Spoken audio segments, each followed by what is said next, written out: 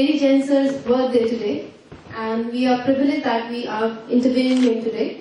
He's a very special person for us. He's a precious person, rather, I would say. I would like to, it's an informal session with him.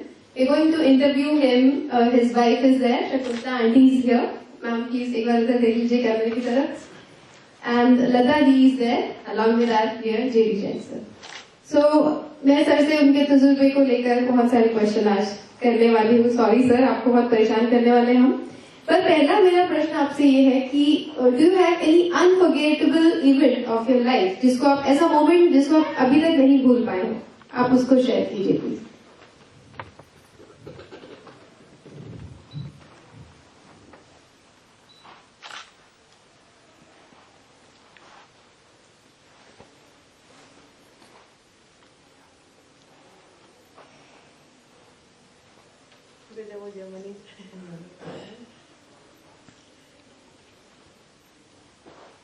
एक हमारे सीरी plaza में एक परिवार था. उनकी सबसे बड़ी लड़की, महाराष्ट्र परिवार था, उसकी सबसे बड़ी लड़की थोड़ी अंडरटेकर थी, थोड़ी सी अंडरटेकर. तो हमने वहाँ पर एक ड्राइंग कंपटीशन रखा था. उसके अंदर वो लड़की भी बैठी थी, वो लड़के बच्चे बैठे थे. तो हुआ क्या कि उसने भी ड्राइंग बनाई थी. वो हमारे जो ड्राइंग एक्सपर्ट आए थे किसी स्कूल से, उन्होंने उसको फर्स्ट प्राइज देने की कोशिश की. उस समय सबसे बड़े मेरे को बहुत इस बात का धक्का लगा कि मैंने उनको बोला कि नहीं, इस बच्ची को यही पता नहीं कि मैं क्या बना रही हूँ. और मैंने समहाउ उसका जो फर्स्ट प्राइज देनी थी वो मेरा अवॉइड करा. और उसका मेरे को हमेशा मलाल रहा कि मैंने ये गलती क्यों की. अगर उसको शायद फर्स्ट प्राइज मिल जाती तो सकता है कि जिंदगी में से कोई बदलाव आ जाता. वो एक मेरे से बहुत बड़ी बात. कब की बात होगी करीब? ये हो गई करीब 1972-73. यानी आप कितने साल के रहे होंगे? 30-40 के आसपास. 35 में रहे होंगे. हाँ, तो इतने टाइम बाद आप उसको अभी तक याद रखते हैं. It's a big deal. मैंने जो गलती हो गई, और एक गलती तो नहीं कहूँगा, जैसे मैंने अभी शेयर किया कि मैं इस बात में बिलीव करता हूँ कि जैसी करनी वैसा फल आज नहीं तो निश्चय है. मैं मेरी मदर को हमेशा याद रखता हूँ कि उसने मेरी जिंदगी बना दी. लेकिन मेरी मदर और मेरी भाभी, बड़ी भाभी, उन दोनों में कुछ तकरार था कि शायद मेरी मदर को लगा कि उसके आने के बाद हमारा घर सब कुछ. आप प्लीज बैठे रहिए, आप बोलते हुए हैं.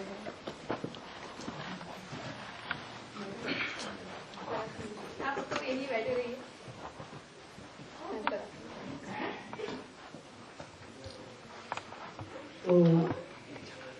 तो मेरी मदर को ये लगा कि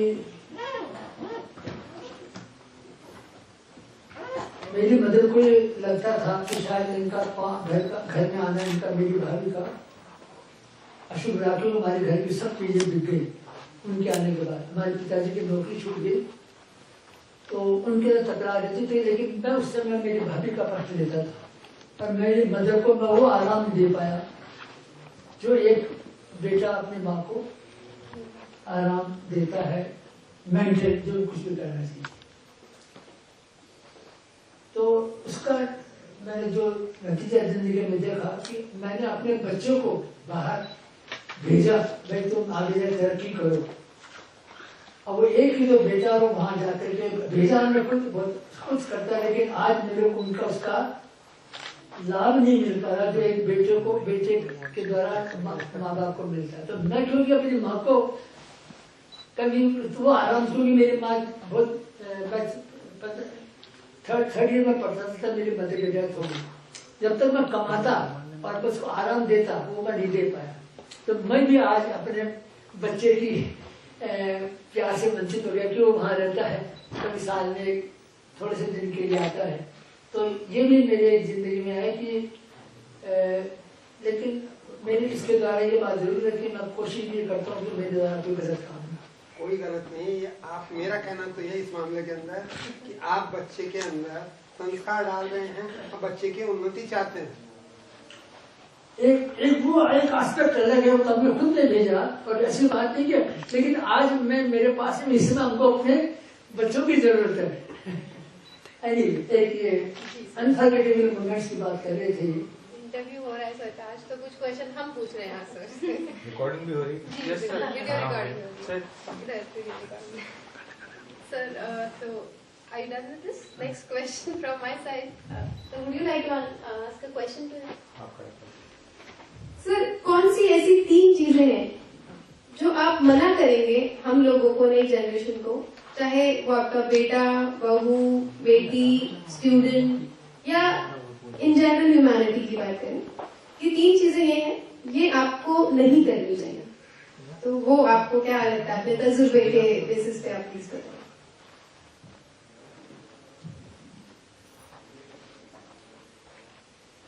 3 चीजें। एक तो ये है कि जब ये स्टूडेंट्स जब कॉलेज में आते हैं या स्कूल में आते हैं तो अपनी पढ़ाई पर अगर पूरा ध्यान दें।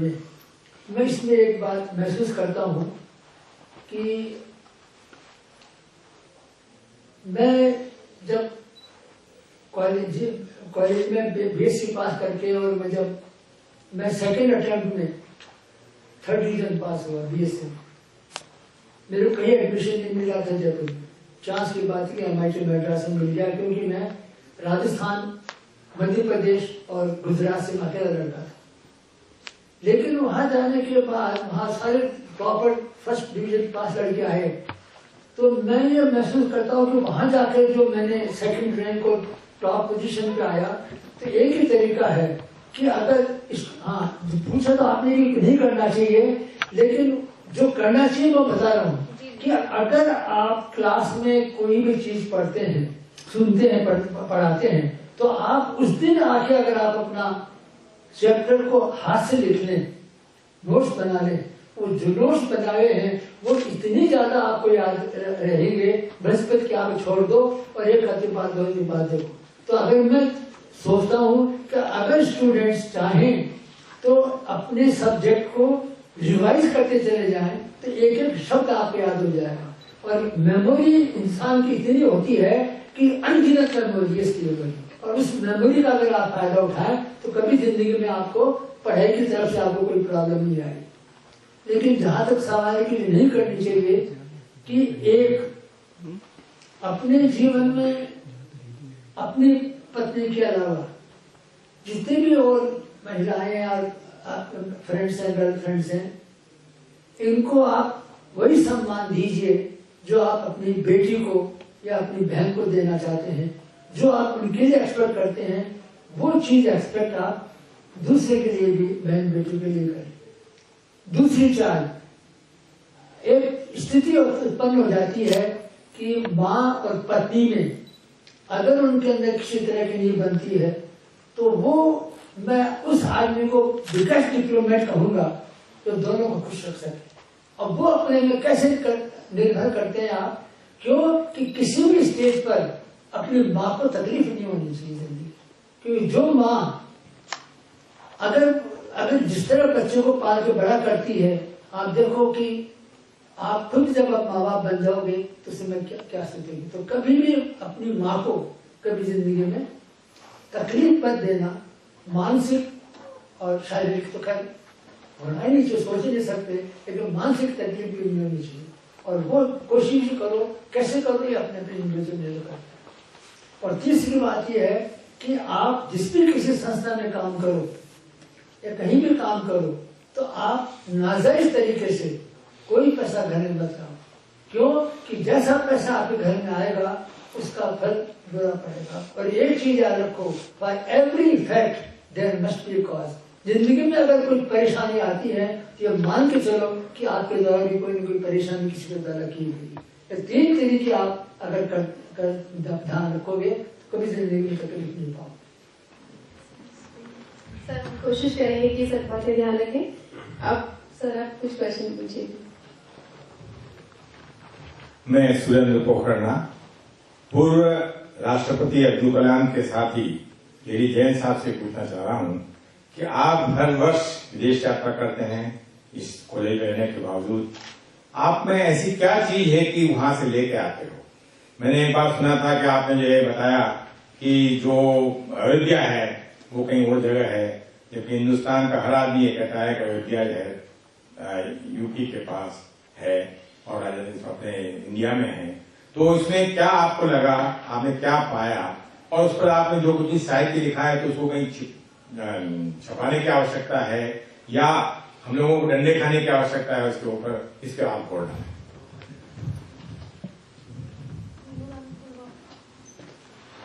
इसके बारे में आप जो यहाँ पर इंटरव्यू ले रहे हैं वो आप एक बार मैंने इस किताब को मैंने पब्लिश करवाया है इंग्लिश और हिंदी में। उसमें करीब 50-60 से ज्यादा कलर पिक्चर्स हैं। और ये बात आपको एक ध्यान रखनी पड़ेगा। आपने सुना होगा कि आर्य लोग भारत में आए तो हुआ क्या कि Myanmar, Thailand, Cambodia, Vietnam, Laos और साउथ चाइना, ये पूरा का पूरा महाभारत कहलाता था, जिसको कि फ्रेंच और इंग्लिश पीपल पर्सन ने इसको ग्रेटर इंडिया या एक्सटीरियर इंडिया बोला। और इनके बारे में कोई भी दो राय नहीं है कि अगर उनको आप अभी भी जाके इन जगह को देखें तो आप देखो कि श्रीलंका नाम दे दिया, लेकिन श्रीलंका और आप म्यांमार में जो रंकाश्मी जगह है और अयोध्या थाईलैंड की राजधानी है, वो जगह देखो आप। रावण कभी भी 100-150 किलोमीटर से ज्यादा दूर का ज्यादा नहीं जा सकता रथ में बिठा के जरिए से को। और लंका म्यांमार में अभी भी आप उनके सैकड़ों वहां पे बुद्ध मंदिर है, बुद्धिस्ट मंदिर है, इतना सोना है उन मंदिरों के ऊपर कि आप देख के दंग रह जाओ। श्रीलंका में तो कुछ भी नहीं है, लेकिन हम सुनते क्या आए हैं जो लोग। अच्छा अब आगे का देखो, बड़ी एक विडंबना है कि पूरा का पूरा ये महाभारत जो आप कह रहे हो ये सारा का सारा बुद्धिस्ट में कन्वर्ट हो गया। और इन बुद्धिस्ट लोगों ने कभी भी और धर्मों को उन्होंने नहीं पनपने दिया, तो उन लोगों ने वहां से लोगों को मार मार कर भगाया और वो आर्य लोग भारत में आकर के बसे और उन्होंने यहाँ पर वही नाम दे दिए जो वहां पर अयोध्या और हस्तिनापुर, वैशाली, ये सब अभी भी वहां मौजूद हैं और इतने पुराने हैं कि आप खुद जानकर जाओगे कि पुरानी जगह कौन सी है। इसलिए मैं खुद भ्रमण किया मैंने और 35 देशों को भ्रमण किया है, तो ये बात आप पढ़ोगे और एक बार अगर मौका लगे तो आप एक बार जाकर थाईलैंड के बैंकॉक जाना कोई मुश्किल बात नहीं, वहां से अयोध्या भी देख लो कितना पुराना है, कितनी चीजें हैं। तो ये मेरा मानना है कि मैं खुद जाके आया हूँ और मेरे को सुकून मिलेगा नहीं कि मैं प्रूव करूं कि अयोध्या पुरानी हुआ है। आज भी वहां पर अयोध्या के राजा, वहां का जो रामाजी 9 तक आता है, राम का नाम आता है। और वहीं पर आज इंडोनेशिया का जो बोर्नियो शहर है उसको वो कालीमंथन अभी भी नक्शे में नाम मौजूद है। और कालीमंथन का नाम सुना होगा कि कृष्ण जी ने उसको नाग को भस्म किया था। तो नाग कौन था? वो नागवंशी राजा को भस्म किया था। और वही थाईलैंड, उसका नाम ही द्वारावती था, द्वारका थाईलैंड का नाम। तो ये सब पूरे नाम शो करते हैं कि पूरा महाभारत वो था। अब यहाँ पर कुछ भी आप उन लोगों ने नाम दे दिया तो एक अलग बात। द्वारका के लिए एक प्रश्न मैं आपको और चाहूंगा, आप आध्यात्मिक हैं, पूजा पाठ करते हैं, सुबह से उठ करके शाम तक कुछ ध्यान में आते रहते हैं, तो आपका जो जीवन का कितना घंटे ऐसे हैं जिसमें आप सोते हो, कितने घंटे ऐसे अध्यात्म का काम या पूजा पाठ का काम करते हैं, ये आपका रहस्य जानना चाहिए।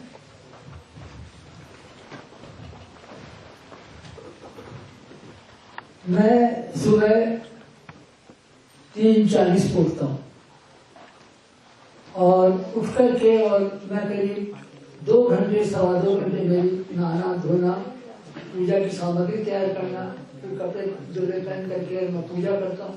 खड़े खड़े 1 घंटा 10 मिनट खड़े खड़े पूजा में लगता है, 20 मिनट माला पहनने में लगता है। उसके बाद तैयार होकर के मंदिर जाता हूँ और मंदिर जाके 15-20 मिनट मंदिर से आ जाता हूँ। उसके बाद मैं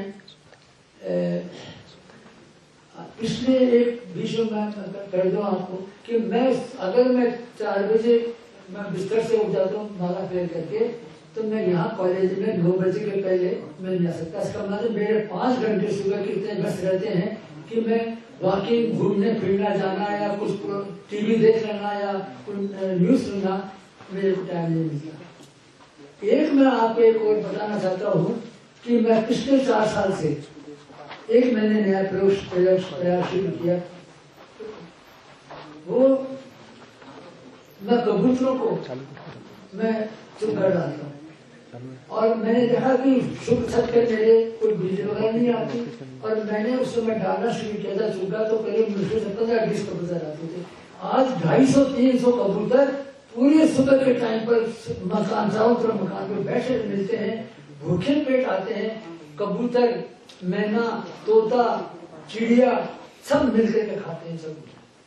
और मैंने उसके लिए करीब 3-4 लाख रुपया एक प्लॉट बेच करके इसी के लिए रखा कि मैं हर महीने कबूतरों को चुका डालता हूँ, करीब 3,000-3,500 महीने का। और जब से मैंने किया मुझको लग रहा है कि मेरी हर जगह मेरी एक्सीडेंट, बीमारी से मेरे को राहत मिल गई। मतलब मुझको कुछ भी प्रॉब्लम नहीं आई। शायद ये कबूतर भगवान से दुआ करते होंगे कि इसको बीमार मत पड़ देना, वरना मैं चुका कौन डालेगा। तो मैं ये तो मेरे जीवन का अगर मेरा यूजफुल तो सुबह का 5 घंटे का, बाकी तो मेरी नॉर्मल लाइफ जो आप सब लोग करती है। सर अभी हम 5 मिनट का पॉज दे देते हैं क्योंकि इसको एक बार सेव करना चाहते हैं, तो इतने आप पानी भी पी लीजिए। पर अभी और क्वेश्चन बाकी है हमारे, पॉज कर लो। ये अयोध्या के बारे में, कृष्ण जी के बारे में ये तमाम माइक पास रखिए सर, ऑन है। तो अपने जो भेड़ द्वारका है कच्छ के अंदर, ये समुद्र के अंदर समा गई है, उसके अवशेष वगैरह भी निकले हैं, पढ़ रहे हैं। गीता प्रेस बोर्ड से भी किताबें निकलती हैं, धार्मिक किताबें हैं, वहाँ से उन तमाम को पढ़ने पर हमें ऐसा महसूस होता है कि ये यहीं से थे। और ऐसी नालंदा है, नालंदा बहुत पुराना है। अगर एक बात बता दो आपको, अगर कोई 1000-1500 साल 2000 साल पुराना कोई कंस्ट्रक्शन होगा तो वो ईंटों का होगा। पत्थर, उस समय तक पत्थर की टेक्नोलॉजी डेवलप नहीं हुई थी। और अगर भारत में कोई पुरानी जगह पर आप देखो, ह्यून सेन और चाइना के जो 2 इतिहासकार आए थे, उन्होंने जब भारत भ्रमण किया था तो उन्होंने जो जो जगह देखी थी उन सब के मैंने मेंशन किया। और कितना टाइम लगा, तो फ्रेंच ज्योग्राफर्स ने सब पर डिस्टेंस कैलकुलेट करके कि इतने दिन लगे, इतने दिन में लगे, उन्होंने नक्शा बनाया है। उस नक्शे के अंदर 500 साल 600 साल पुराने में कोई अयोध्या शहर नहीं है, वाराणसी नगर नहीं है। और तो ये जो उनके नक्शों में 2000 साल पुराने नक्शों के अंदर थाईलैंड का नाम द्वारावती है, थाईलैंड का नाम वो मतलब वहाँ पर अयोध्या है। जो चीजें मैं जो बता रहा हूँ आपको, तो वहाँ पर अभी भी वहाँ मौजूद है। अगर यहाँ भारत के अंदर कोई पुराना है तो नालंदा विश्वविद्यालय है, तो वो ईंटों पर है। और वो भी 3 लेवल में है, नीचे 2200 साल पुराना, उसके ऊपर 2000 साल पुराना, उसके ऊपर 1800 साल पुराना, इतने का। और बाकी और कुछ भी नहीं है। तो ये अगर आप देखो डेवलपमेंट देखो इन शहरों का, तो आपको लगेगा कि वहां तो पूरा जंगल था। रामचंद्र जी का राज, जो 6 खंड का राज उन्होंने कितना पूरा किया। आप देखो कि ये अयोध्या में 200 साल पुराने में कोई वहां पर कोई पुरानी बिल्डिंग, जो अयोध्या में जो मंदिर है वो 4 साल पुराना नहीं है, जो राम जन्मभूमि जो बोल रहे 5 साल पुराना नहीं है। और वहां पर जो अयोध्या का जो थाईलैंड में जो नक्शा निकला है, वो नक्शे के अंदर पूरा का पूरा महाभारत, रामचंद्र जी का रामराज राम वो अयोध्या कहलाता था, वो पूरा का पूरा साम्राज्य 6-7 कंट्री का मिलकर के उनके नक्शे बोल रहे हैं। वो नक्शा आपका पानी आप दिखा दो मेरे को वैसे। वो तमाम चीजें तो हैं, अपन रामचरित मानस के अंदर पढ़ते हैं अयोध्या सरयू नदी के किनारे बसी हुई थी। हाँ। तो क्या वहाँ पे कोई वहाँ पर नदियाँ हैं, रक्तोदा नदी जो हमारे शास्त्र में आती है, वहाँ ब्लैक रिवर, रेड रिवर है, सीता सितोदा नदी, सितांग नदी है वहाँ पर है। आप जब तक आप इनको पढ़ोगे नहीं, जब तक आप वहाँ नहीं जाओगे, तब तक आपको विश्वास ही नहीं होगा। जो कच्छ में जो द्वारका दिल्ली निकली है, वो पहाड़ कटे हुए हैं, पहाड़ है, नगरी नहीं बसी हुई है, वहाँ पहाड़ कटे हुए हैं वहाँ पर वो सारे। आप अगर यहाँ एलोरा दूसरा अजंता एलोरा, तो एलोरा की गुफा में देखो 900 साल 900 एडी में सारे मंदिर मोस्ट पत्थर के बने, उसके पहले तो सब ईंटों के बने, और जितने आपको नए नजर आएंगे आजकल वो सब चूने पट्टी से बने हैं, पत्थर पे बने हैं, ईंटों पे जितना पुराना होगा ईंटों पर होगा, और ये प्रमाण है। और आज के जमाने में मुश्किल नहीं है ये मालूम करना कि कौन सी जगह पुरानी है। वो तो कार्बन डेटिंग से मालूम पड़ जाएगा। कार्बन डेटिंग भी नहीं, कंस्ट्रक्शन से पता चल जाएगा। लेकिन ये है कि आपको प्रयास करने पड़ेंगे, जानने पड़ेंगे, देखना पड़ेगा। Now, any question from the student side? You can ask anything. It's a personal interview, informal one is there. Good afternoon, sir. So, what is your best experience in this college? Best experience In this college, in our college. The moment you can call it the best in this college. Celebrating his birthday, I think, is a देखिए, मैं इतने countries में घूमा, और खास तौर से मैंने जर्मनी में तो 3 साल रहा, और ये बात मैं एक बात आपको अवश्य बताऊंगा कि मेरी जिंदगी में एक इस देश के प्रति श्रद्धा, इस देश के प्रति बहुमान, और जीवन में जो मेरे को जो जर्मनी में मैंने सीखा, वहाँ के लोगों की कर्तव्य निष्ठा और हार्ड वर्किंग, और जो कुछ हार्ड वर्किंग तो मैं यहाँ भी था, लेकिन वहाँ जाने के बाद उनका जो देखा मैंने।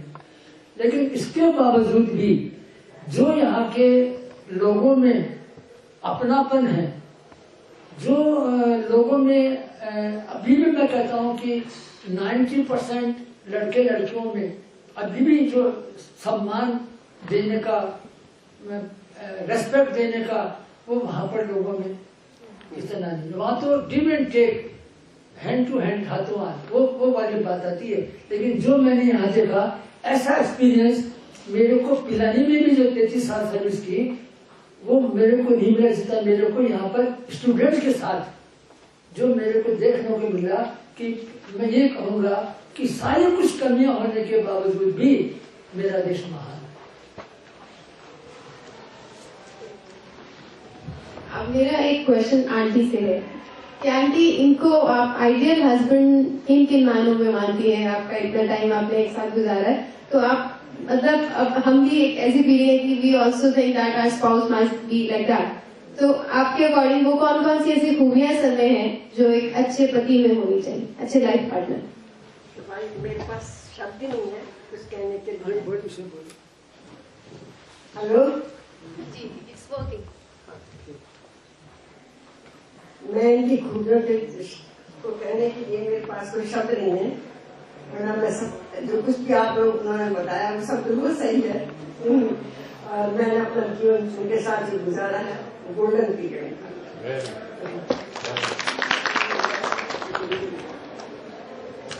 लता दी, आप बताइए एज अ फादर, आपका और इनका जो एक फादर और डॉटर की जो केमिस्ट्री होती है, that I can understand because I am very near to my father is well. So I would like you to express it in some words, although it is very not easy, it is very much difficult, but still. In spite of studying, और एक जो problems life में आप face करते हो, उनकी solution आपको आपके पेरेंट्स से अगर मिल जाता है तो फिर आपको किसी का जरूरत नहीं है। और एट एवरी स्टेप कुछ भी मेरे को दिक्कत होती है तो I rush to my parents, and फिर मेरे को शायद हमेशा एक बहुत ही राइट डायरेक्शन मिला।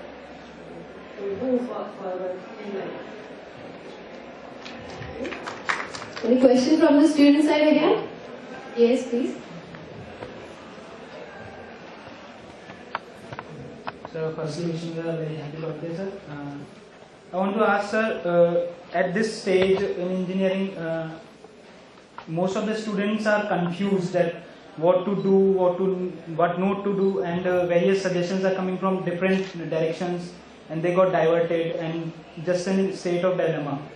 तो सर मेरा एक सवाल था पूछने का कि ऐसी स्थिति में हम क्या करें कि हाँ हमको एक सही डायरेक्शन मिले, एक सही हम चुनाव कर सकें, कि मतलब इस चीज के लिए हम क्या करें सर?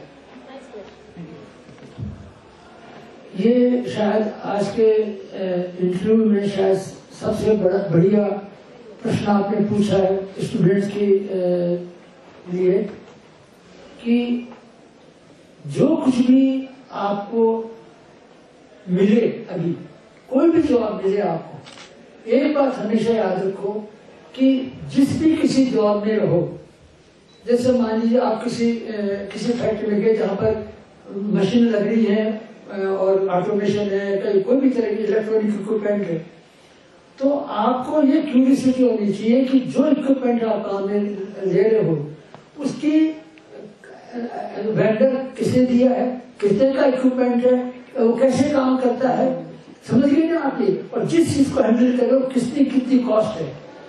आप जहां भी कहीं काम करो, अल्टीमेटली आपके काम करने के बाद मैं कहता हूं कि चाहे वो 50,000 की तनख्वाह पाने वाला हो, 5 मिनट में मैं देख के बता सकता हूं कि आदमी कितना जानकारी रखता है। तो आप जहां भी कहीं काम करो उसके बारे में पूरी जानकारी लेके रखो, ताकि जिस भी किसी जगह आप अप्लाई करो तो उस जगह के लिए आप सुटेबल पाए जाओ।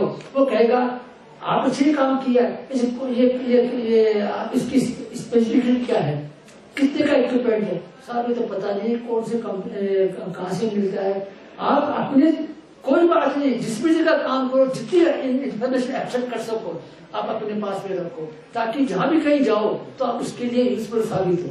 आप कभी भी जिंदगी में आप तकलीफ नहीं पाओगे। मैंने यहाँ देखा है कि जिन टेक्नीशियंस को, जिन टीचर्स को मैंने आगे बढ़ करके मैंने उनको लेबोरेटरी में चीजें सिखाई, उनको एक महीने में नहीं टिके क्लास GIT में, सब जगह उनकी डिमांड बढ़ गई। जितने लड़कों को किया वो लड़के आज शुरू से 5 साल तक मैंने खुद ने उनको पढ़ाया फर्स्ट ईयर के इलेक्ट्रिक सब्जेक्ट में, आज सब जगह उनको 5 साल में उन्होंने बहुत बड़े प्रोजेक्ट काम किए। तो अगर आप अपने आप को जितना यूजफुल बना सकते हो उतना आप बनाओगे तो आपकी सब जगह पूछ है। कोई भी जॉब ले लो, कोई भी सब्जेक्ट ले लो, कोई भी फैक्ट्री ले लो, आप उसके अंदर जितनी जानकारी ले सको और जितना आप इस कंपनी का यूजफुल साबित हो वो आपके लिए काम लाएगा। Thank you, sir. And now I think ma'am would like to ask a question to sir. Is we are questioning him today, rather. So, Director ma'am, Tenu Joshi ma'am is here.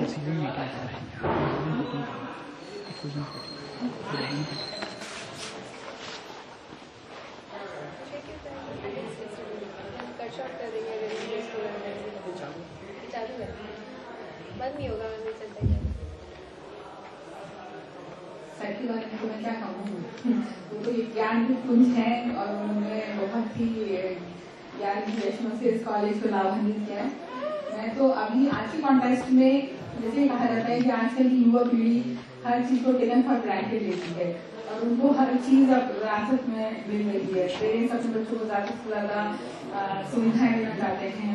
तो ऐसे में एक शिक्षण संस्थान कैसे इन बच्चों को groom करे कि वो जो गैप है, जो सीरियसनेस इन बच्चों में आए भविष्य को लेकर, अपनी संस्था को लेकर, परिवार के प्रति और देश के प्रति। तो मैं सर इसके बारे में आपको मार्गदर्शन चाहूंगी as a head of institute कि ऐसे हम बच्चों को किस तरह से ट्रेन करें, क्या क्वालिटीज इनकलकेट करें ड्यूरिंग इनके 4 साल की एक ऐसे नागरिक के रूप में बाहर जाएं जो देश का नाम रोशन करें और चीजों को सीरियसली लें, समस्याओं को सीरियसली लें, उनके समाधान ढूंढें।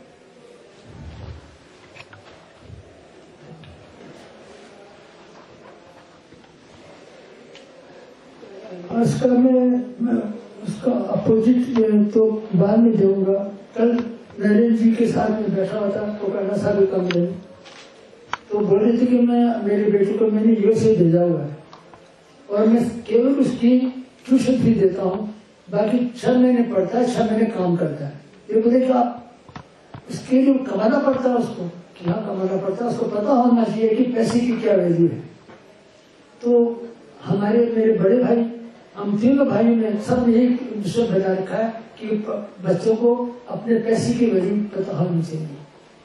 आज मैं जिस उद्देश्य को लेकर के मैंने JIT ज्वाइन किया था, मैंने सिंगर साहब को बोल दिया था कि मैं प्रैक्टिकल पर ज्यादा जोर दूंगा, प्रैक्टिकली बहुत कुछ सीखने को मिलता है।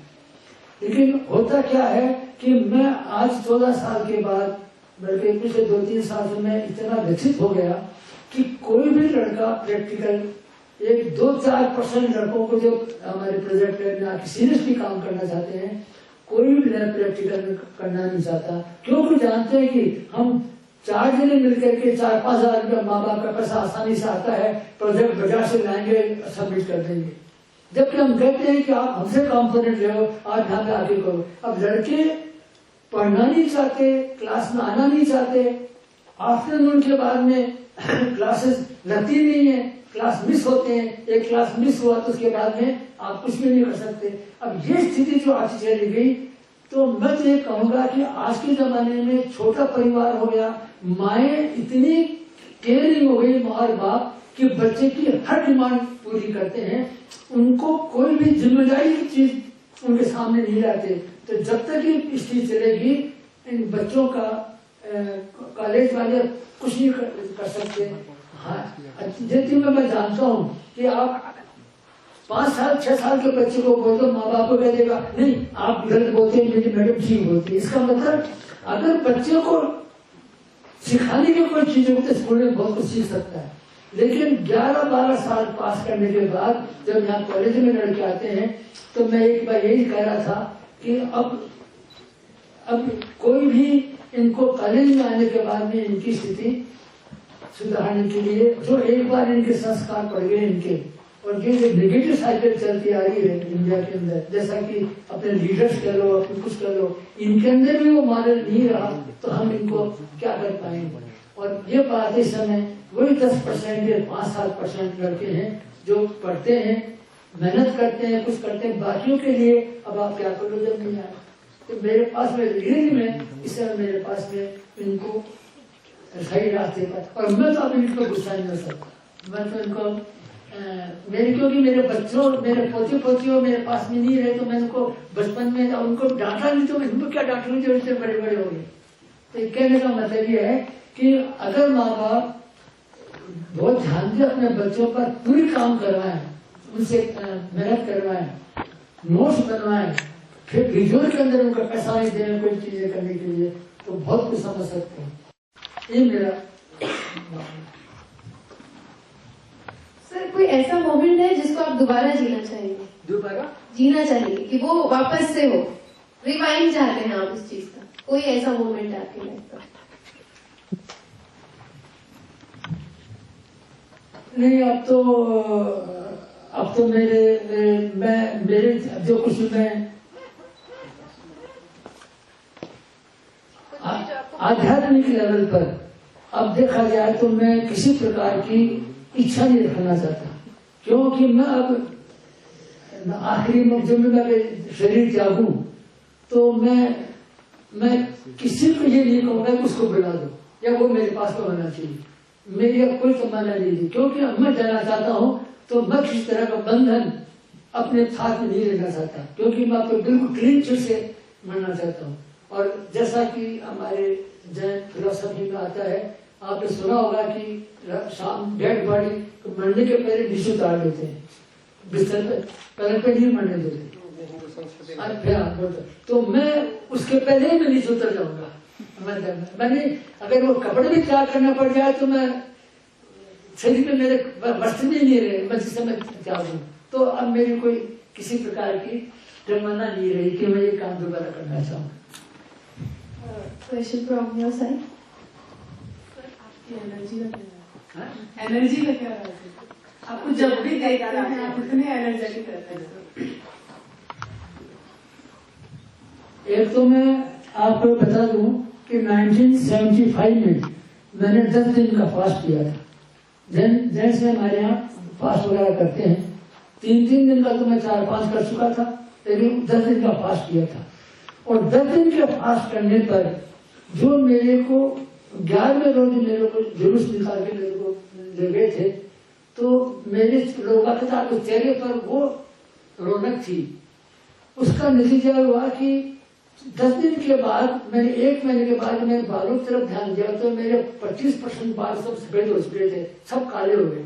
30 साल तक मेरे को आंखों की कोई ज्योति कमी नहीं आई, और मैं लगता कि मेरे को 10 साल यंगर हो गए। उसके बाद मैं एक बात कहूंगा कि अगर आप लोग ये सिद्धांत फॉलो करें जो मैं जर्मनी में मैंने उनको पाया कि by the time you go to bed your food should have gone ahead of stomach. अगर आप खाना खाने के बाद अगर आप शाम को 3 घंटे का टाइम दें सोने के पहले, तो आप 100 दवाइयों की एक दवाई और 100 बीमारियों का एक इलाज कि आप टाइम से खाना खा लो। अगर सूर्य के रास्ते खाओ तो कम से कम आपको गर्मियों में 8-10 गिलास में पानी पी जाता हूँ। अगर ये बात करिए कभी आपको प्रॉब्लम नहीं आएगी शायद। और ध्यान देना कि नमक और शुगर ये दोनों व्हाइट पॉइजन है, इनको समय रहते रहते इन पर कंट्रोल कर लो, कम से कम इनके उपयोग करो। कि जरूरी नहीं है कि तो आपको डायबिटिक हो, लेकिन अगर चीनी खाई तो चीनी डाइजेस्ट होने में तो शरीर से बोन से कैल्शियम ड्रा करेगी, ये सिद्धांत है। और कैल्शियम कम हुआ तो टांगों में दर्द, हड्डियों में कमजोरी, ये सब आती रहेगी। तो शक्ति का रिवाज है कि नमक और शुगर और टाइम से शाम का खाना खाना। जो लोग हस्बैंड वाइफ में 2-4 जने हो, easily they can change the food habits. शाम को दूध पियो, पहले पता न्यूट्रिशन लो, अगर अभी कर लोगे तो जिंदगी आराम से गुजरेगी। ये मेरा कहना है। Thank you, sir. Do you want to save it for time? Do you want to break? No? Now another question from your side. Any student? Yeah, that's good. Tell us your name also. My name is Vibha Tiwari. Sir, आपका अभी तक का best birthday कौन सा रहा है? Best birthday सबसे अच्छा जन्मदिन आपने कौन सा बनाया सर? मेरे ख्याल में सबसे अच्छा जन्मदिन तो वैसे देखा तो आज का है। बाकी यहाँ GIT में जब भी मैंने बर्थडे मनाया तो उसका कल्मिनेटेड आज का टॉप पर है। और शायद कि इसीलिए कि शायद पता नहीं ऐसे नहीं कह सकते आप। Now question from Ekta ma'am also. She is the HOD of Electrical Department in our college. Sir वही R&D से रिलेटेड ही है कि मैं चाहती हूँ कि आप कुछ एक इंस्ट्रक्शंस बताएं, हमें ये तरीके बताएं कि जिससे हम बच्चों को ढंग से और गाइड कर पाएं और प्रोजेक्ट को और अपडेट लैब को R&D लैब्स को और थोड़ा अपडेट कर पाएं और अच्छे लेवल के प्रोजेक्ट उभर के आए।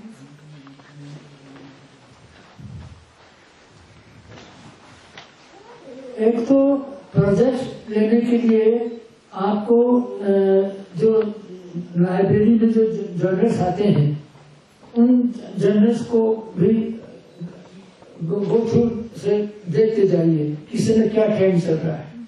और दूसरी बात यह है कि ये आपको पता होना चाहिए कि डिमांड क्या है।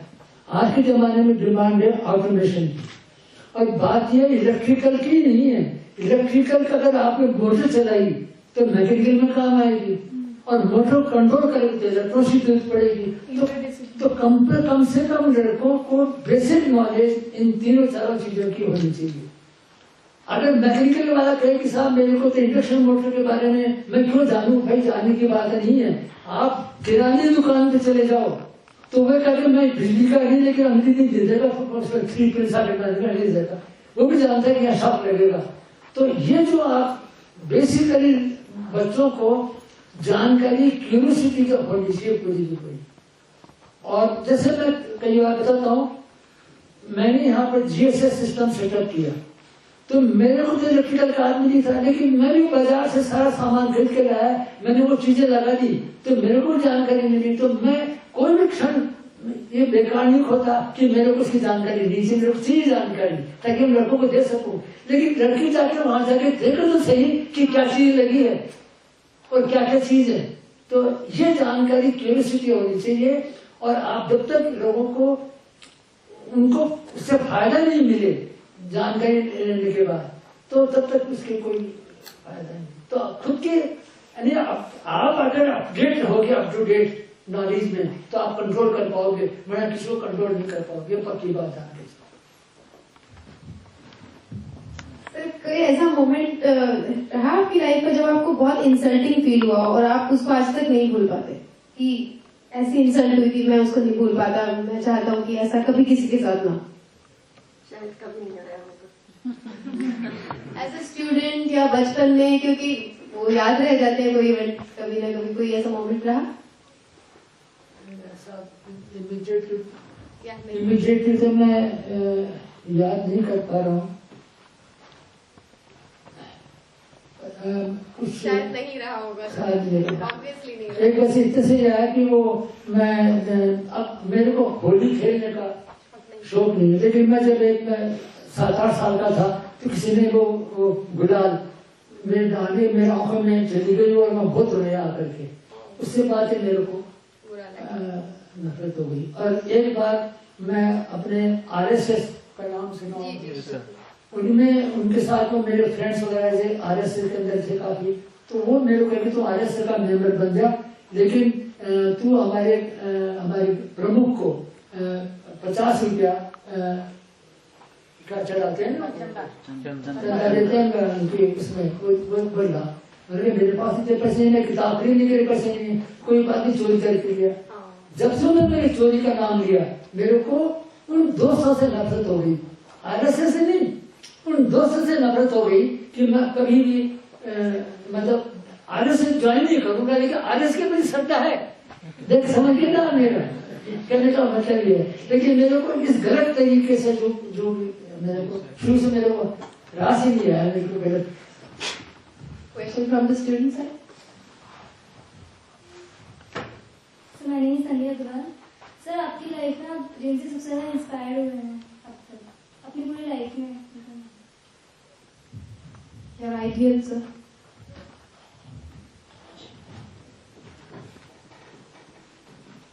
इंस्पायर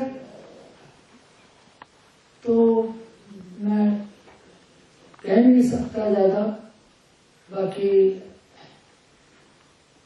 एक चीज मैं भूल नहीं पा रहा।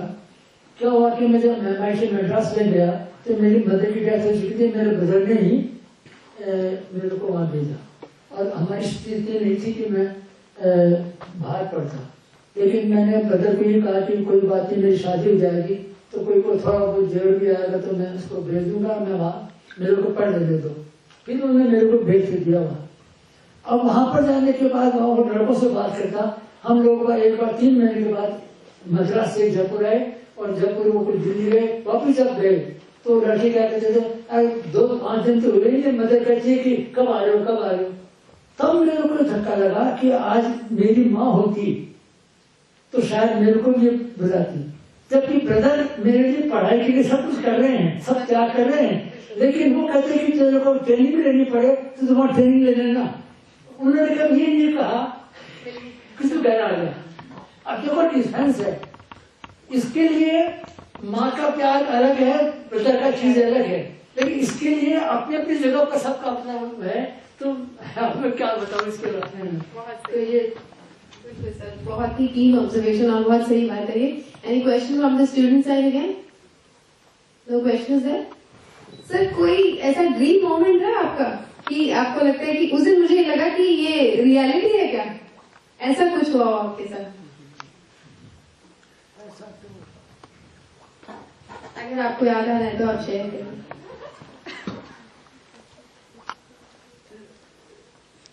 रियलिटी तो ऐसे तो नहीं है, लेकिन जब मेरा पहली बार जब MIT में मेरा एडमिशन का आया और मेरे को वहाँ एडमिशन मिल गया, तो मैं सोच नहीं सकता था कि जब जयपुर में मेरे सब एडमिशन के लिए मना कर दिया, मैथमेटिक्स में, फिजिक्स में, और फिजिक्स के टीचर ने तो ये बोला कि तुम्हारा रिजल्ट देख करके लगता है तुम 10 साल में भी MSc नहीं कर सकते, फिजिक्स नहीं कर सकते। और वहाँ मेरे को एडमिशन मिल गया, और वहाँ जाने के बाद जो मैंने वहाँ पर जो फिर टॉप किया, तो वो मेरे को एक रहा कि मैंने एक ही बात देखी कि अगर ये कर सकता तो मैं क्यों नहीं कर सकता। वो अगर एक बार पढ़ने में याद हो जाकर मैं 10 बार उसको रिवाइज करूंगा, लेकिन मैं फर्स्ट रैंक पे लाऊं, लेकिन फर्स्ट डिवीजन जरूर लाऊंगा। ये कॉन्फिडेंस मेरे को। सर आपकी हॉबी क्या है? मतलब सर अभी पूजा आप करते हैं, अभी करते हैं, लेकिन एक जो बिल्कुल परसिस्टेंटली चल रही है, पहले से वो हॉबी थी, अभी भी थोड़ा बहुत टाइम उसको डिवोट करते हैं, ऐसी कोई हॉबी के बारे में बताइए।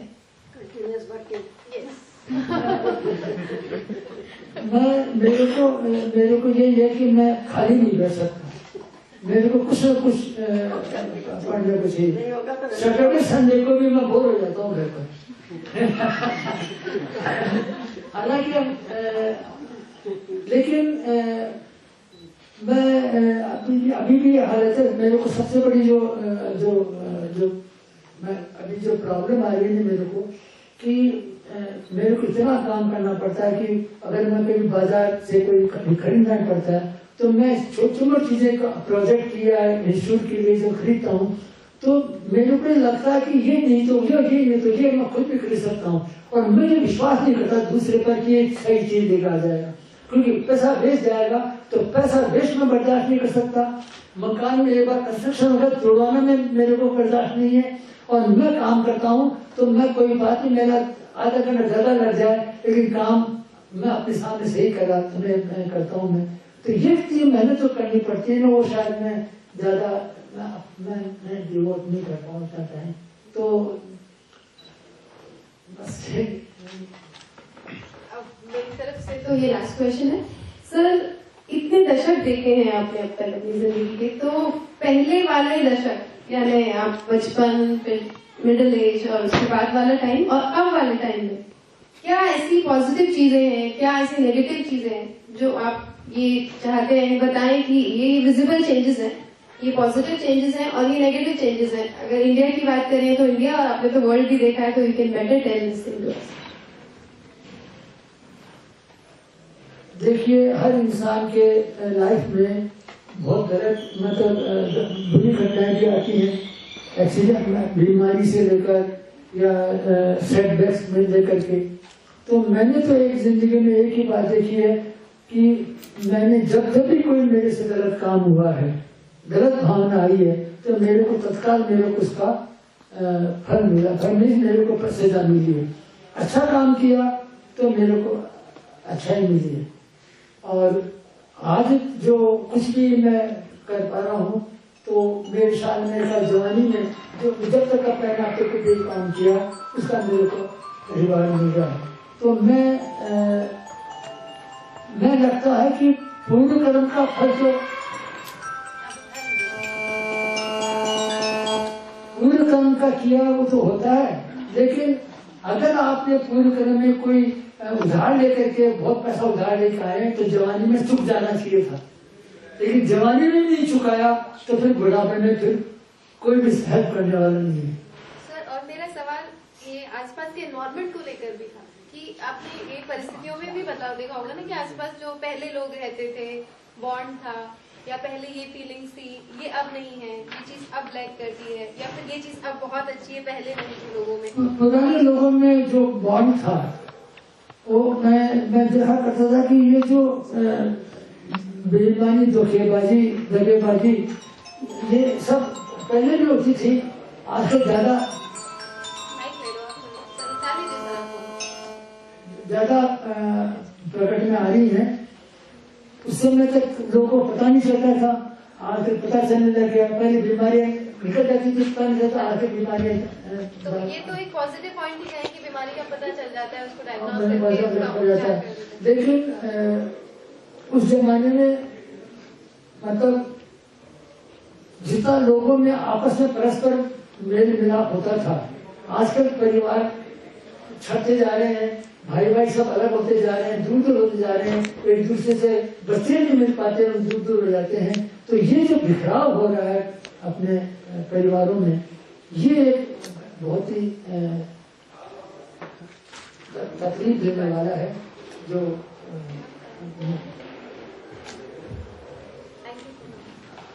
थैंक यू सर, आप कभी अपनी ऑटोबायोग्राफी लिखना चाहिए?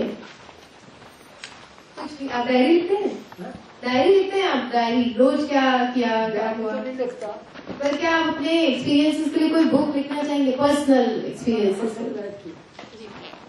और अगर लिखना चाहते हैं तो अच्छी बात है, नहीं लिखना चाहते हैं तो प्लीज लिखिएगा। लिख तो दूं, लेकिन हम पढ़ लेंगे सर, हम बहुत पढ़ना चाहते हैं आपके एक्सपीरियंसेस स्पेशल। कई चीजें ऐसी होती हैं कि जो अपने अगर माने बच्चों के बारे में उनकी सही बात लिख दें तो बच्चों को ठेस पहुंचे कि हमारे बारे में पिताजी क्या सोचते हैं। हम वाकई में उनकी मुताबिक निकले कि नहीं निकले, अच्छा भी होगी तो अच्छा भी लिखेंगे, लेकिन कई बार जो हर्ट कर सकता है किसी को। ये मत पूछो किसी ने तोड़ा दिल अरमानों का, गैरों की बात नहीं है, किस्सा है अपनों का। सर एक बार फिर से। ये मत पूछो किसी ने तोड़ा दिल अरमानों का, गैरों की बात नहीं है, किस्सा है अपनों का। समझिए? Any other question from the student side? Because we are going to wind up. Sir is getting late. My name is Surbhi Goyal sir, and I want to ask, as a student sir, आपको क्या लगता है एक student के अंदर positive hobbies कौन सी होनी चाहिए? क्या पॉजिटिव हॉबीज होनी चाहिए?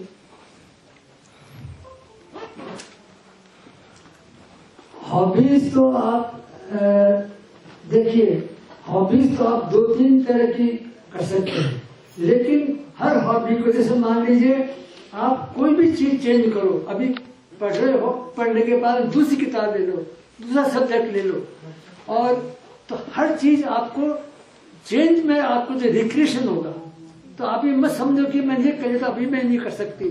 समझ गए ना आप? ये तो हॉबी को करने के लिए आपको चेंज चाहिए, और हॉबीज ब्रिंग चेंज, और इससे आपका व्यस्तपना जो आ जाएगा, खाली बैठे खाली दिमाग शैतान का। अगर आपने जमीन खोद दी और बिल्कुल पक्की कर दी, अगर आपने टाइम पर उसमें बीज नहीं बोया तो कांटे हो जाएंगे।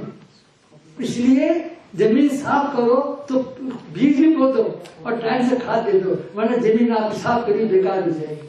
समझ गए ना? तो आप हॉबीज रखो, लेकिन आपको रिक्रिएशन मिलना चाहिए उस हॉबी से, आपको थकान दूर होनी चाहिए। ये नहीं कि आप उसमें थकान महसूस करो। हॉबी का मतलब है कि आप उसका एंजॉय करो चीज को। Any other question from the cameraman side? Any other one? Ashutosh भैया आप कुछ पूछेंगे? आप पूछिए, क्योंकि आप ऑडिटोरियम में हमेशा रहते हैं और आपकी प्रेजेंस आज शो होनी चाहिए कैमरा में। सर से मैं यही पूछूंगा कि ज्यादा अच्छे बने रहने में भी कई बार बुराई होती मैंने ये देखा है, और मैंने कहीं पढ़ा है कि जो सीधा रहता है ना पेड़, वो पहले काटा जाता है। तो आपका क्या एक्सपीरियंस है? Wow, what a question! Very nice question from Ashok bhaiya. देखिए, सीधा रहने की बात आ गई कि बड़ा हुआ तो क्या हुआ, जैसे पेड़ खजूर पंछी को छाया नहीं, फल लागे थे दूर, तो इसके विपरीत एक ने बना दिया, बड़ा हुआ तो क्या हुआ, जैसे पेड़ खजूर चढ़े तो चाखे प्रेम रस, चढ़ जाए तो वो अच्छा फल खा लेगा, और गिरे तो चकनाचूर। समझिए आप? देखो, सीधे होना खराब नहीं है, बेवकूफ होना खराब है। बहुत सही। समझ गए ना आप? ये यानी आपको जब तक दूसरे की चालबाजी के बारे में पता नहीं हो, तब तक आप नहीं बना सकते। आप किसी के अगेंस्ट खड़े होने के पहले अपने आप को ताकतवर महसूस कर लो कि जिस समय वो अपने को नुकसान पहुंचाए, आप उसको टक्कर ले सको। समझ गए ना आप? ये इसलिए सीधा होना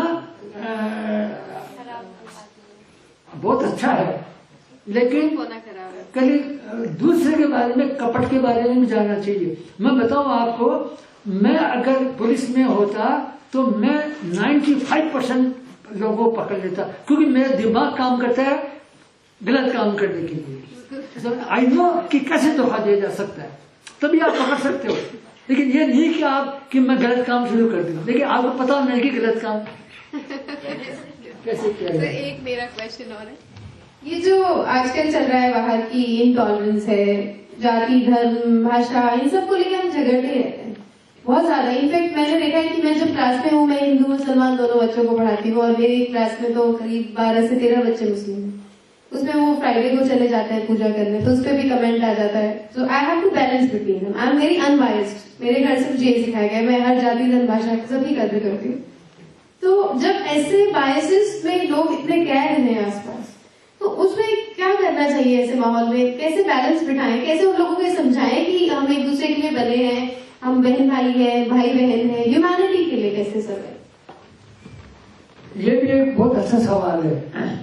देखिए, झगड़े जब आते हैं, जब आप ईश्वर के बारे में जब आप कमेंट करते हो, और सबके जो विश्वास है देवी देवताओं के लिए सबके अलग अलग हैं। एक बात मैं आपको एग्जाम्पल देता हूं कि आप स्टेशन पर वेइंग मशीन है, स्टेशन पर वेइंग मशीन है, उस वेइंग मशीन में आप 1 रुपया डालो और आपका वजन आ जाएगा। अब देखो, उस वेइंग मशीन को किसी इंजीनियर ने बनाई और इंजीनियर उस वेइंग मशीन का मालिक भी हो, बनाने का मैन्युफैक्चर भी किया हो। बता दो मेरे को कि वो इंजीनियर और मालिक वेइंग मशीन का क्या बिना 1 रुपया डाले धो सकता है? क्या नहीं धो सकता ना? क्यों? कि वो मशीन काम कर रही है एक सिद्धांत के ऊपर। समझ गए ना आप ये बात? ही अब अगर कोई आदमी आके पूछता है किस मशीन को किसने बनाया, उससे मैं पूछूंगा कि तेरे क्या मतलब मशीन बनाना है कि नहीं बनाया? ये संसार को किसने बनाया? कि भगवान ने बनाया। तो भगवान ने बनाया तो मुसलमान को अल्लाह ने बनाया, वो कहे कृष्ण जी ने बनाया, कि राम जी ने बनाया, और झगड़े शुरू हो जाएंगे। सवाल इस बात का नहीं है। ये दुनिया चलती है सिद्धांतों के ऊपर, ग्रेविटी, मैग्नेटिज्म और ये 4-5 चीजें, जल, वायु, हवा, वनस्पति, अग्नि है। और आप बता दो कि उत्तराखंड में हजारों लोग वहां पर गए, तो उनकी क्या गलती थी? उनकी भगवान के दर्शन करने गए थे, लेकिन भगवान के दर्शन की बात अलग है, लेकिन उन्होंने जो कर्म किए थे, वो पत्थर, वो अग्नि, वो वायु और वो जल, सबको अपना अपना हिसाब चुकता कर गई। बोली भगवान क्या क्या आ रहा है? भगवान पर विश्वास मैं नहीं हटवाना चाहता, लेकिन भगवान के बारे में ये जानो कि भगवान अलग चीज है, तुम्हारी कर्तव्य और तुम्हारा ड्यूटी ये तुम्हारी अलग चीज है। वो तुम करोगे तो कोई तुम्हारी ताकत तुमको नुकसान नहीं पहुंचा सकती। समझ गए ना मेरा? मेरे पापा बचपन में कहते थे मुझे कि कर्म ही पूजा है बेटा, ये पूजा पाठ बाद में करो, पहले अपना काम करो। बहुत सही बात। आज का पूरा सेशन बहुत अच्छा रहा। सर को फिर से हैप्पी बर्थडे कहते हुए मैं Abhilasha Kaushik, department of English, I am here representing GTC. और लास्ट में मैं सिर्फ ये लाइनें आपके लिए सर कहना चाहूंगी। बड़ी अहमियत है आदमी की, बड़ी अहमियत है आदमी की, और तजुर्बा बड़ी चीज है जिंदगी की। तजुर्बा बड़ी चीज है जिंदगी की। इनसे पूछो जिंदगी के मायने, इनसे पूछो जिंदगी के मायने, इन्हें पूछो जिनके नहीं मिलते सायने। सायने का मतलब सर राजस्थानी में होता है कि उसके जैसा कोई और ना हो। So you are a unique person, I found it. Thank you very much sir. Again happy birthday. Thank you Lata ji, thank you, thank you. Thank you students. Thank you ma'am.